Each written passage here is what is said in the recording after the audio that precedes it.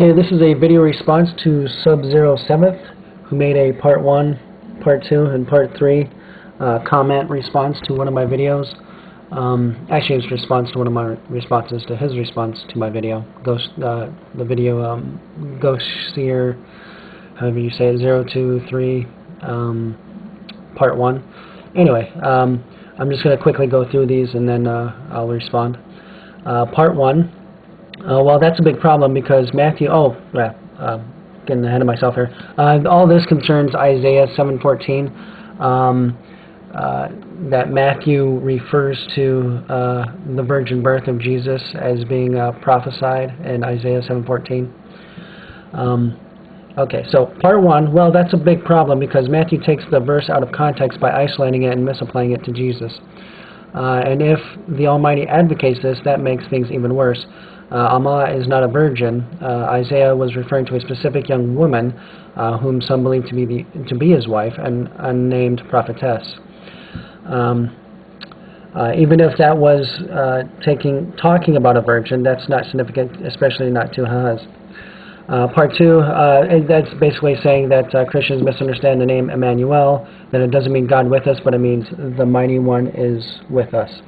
And then this one, and besides, if Jesus was born of a virgin, that would disqualify him as a Jewish Messiah, because the Jewish Messiah is supposed to be from the tribe of Judah and is not from the line of King Solomon. From what I understand, in Israelite culture, tribal lineage comes from the father's side.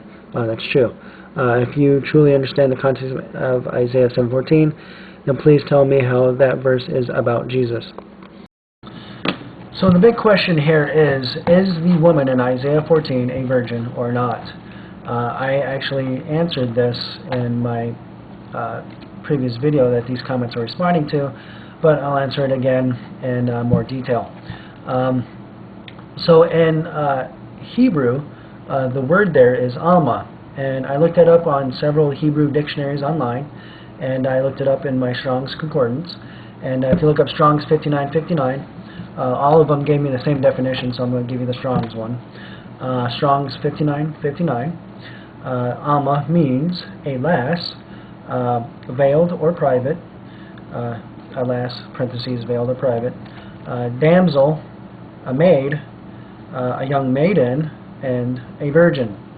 Now, assuming that Strong's is a Christian conspiracy, let's scratch out a virgin there. I was actually hoping it wasn't there, to be quite honest, because of the other words. I'd have much more fun pointing this out in a different way. So anyway, that's what I'm going to do. Anyway, so a maid. Well, what is a maid? Well, if you look up in a dictionary what a maid is definition 1, a female servant, no surprise. Definition 2, a young girl or a young unmarried woman. Interesting. And definition 3, a virgin. So assuming that all the dictionaries are a Christian conspiracy, let's scratch out virgin again and go with a young unmarried woman.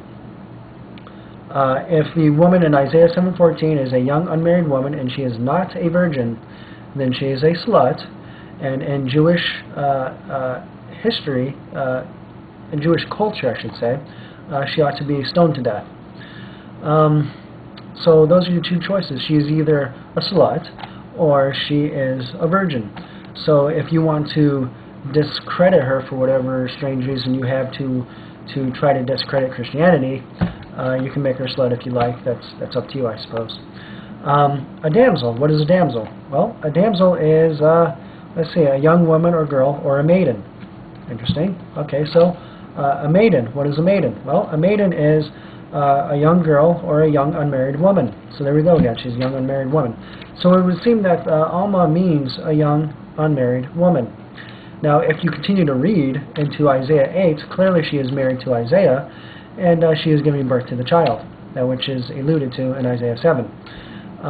There seems to be here then a time period between the prophecy given in Isaiah 7 and Isaiah 8. Where Isaiah ends up marrying the woman and gives birth. In fact, I believe it's Isaiah 8:2, where in one sentence she's both married, pregnant, and having already given birth, all in the same sentence. So over a year's worth of time is all mentioned in one sentence. So there seems to be a time difference between Isaiah 7 and Isaiah 8, in which case the woman in Isaiah 7 is both unmarried and quite probably a virgin. Or I suppose a slut. Emmanuel, Christians mistranslating there. Emmanuel means with us, and El does mean the mighty one, you are correct, but traditionally it does also mean God. So you can translate that as God with us. In fact, I looked it up on several Hebrew dictionaries online, and they all agree with me. It does mean God with us. If you want to translate the mighty one with us, I could care less. It's actually a moot point. It doesn't matter which translation you use. So Matthew takes Isaiah 7:14 out of context. Yes, he does. So what? Let's look at his point of view. He personally knows Jesus, who he thinks is God manifested in the flesh, who he thinks is resurrected from the dead. He personally knows Mary, who claims to have been a virgin when she gave birth to him. And then he goes and he reads Isaiah 7:14 that says a woman is a prophecy that says that there will be a woman who is a virgin who will give birth to God with us. Hello? It's pretty obvious. It's actually pretty simple how this works here. So Christians making this claim, who believe that Jesus is God manifested in the flesh, believes that there was a virgin birth, yeah, we can take that out of context. Why couldn't we? In fact, there are Jews to this day, and always have, thought that there are hidden codes and hidden messages and texts and whatnot in the Old Testament. So it would seem that a Jew way back in the day by the name of Matthew agreed and found one and revealed it to us. Why you have a problem with it is just because you have a problem with Christianity, and that's it. There's something else I want to address really quick, as quickly as I can. There's another comment from Funkavazelli concerning the virgin birth. He claims that Mary claimed to be a virgin as a cop-out so that she would not be stoned to death because she was pregnant by another man. First of all, I don't think that would have worked. I think she would have still been stoned to death. That's a pretty crazy excuse. However, it would appear that nobody knew about the virgin birth, and nobody knew that Joseph was not the father. How do I know this? Well, all you have to do is read Matthew. Matthew tells us that Joseph did not want to publicly disgrace Mary, and he then had a vision or visitation from an angel who explained everything to him. He believed the angel and the vision, and married her and assumed the role of father, and therefore he became the legal father. So that explains that. So we know about the virgin birth thanks to the disciple Matthew and the historian and physician Luke. And how do they know about it? It would have to be from either Mary or Jesus, but most likely from Mary. Luke,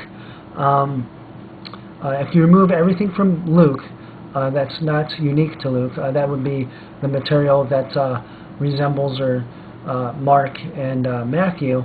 What you have left over that's unique to Luke is material that has to deal with women. All of it has to deal with women.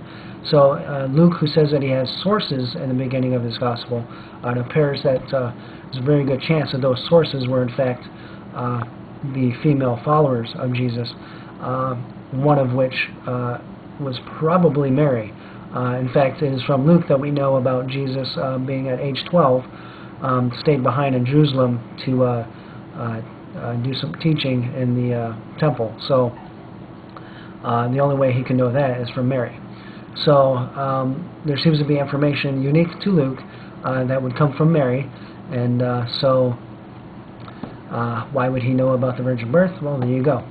So I hope that clears up that. The lineage of Jesus, yes. Joseph is the legal father, therefore Jesus is legally part of the tribe of Judah.